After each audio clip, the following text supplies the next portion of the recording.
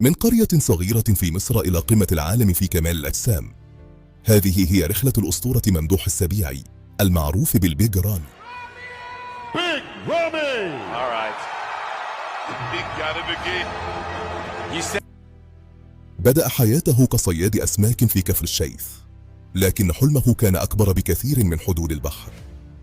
سافر إلى الكويت لتبدأ رحلة التحول.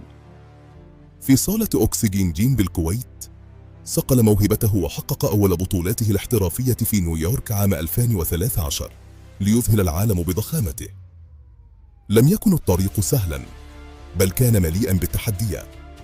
تقدم خطوة بخطوة في مستر أولمبيا من المركز الثامن وصولا للوصافة. وفي عام 2020 صنع التاريخ، أصبح أول مصري وعربي يرفع كأس السندو ويتوج بلقب مستر أولمبيا ملك كمال الأجسام في العالم. لم يكتف بواحدة، بل عاد في 2021 ليؤكد للعالم أن العربي لا يعرف المستحيل، محققا اللقب للعام الثاني على التوالي.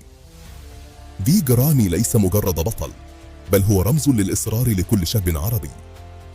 آمن بحلمك واجتهد، وستصل يوما للقمة.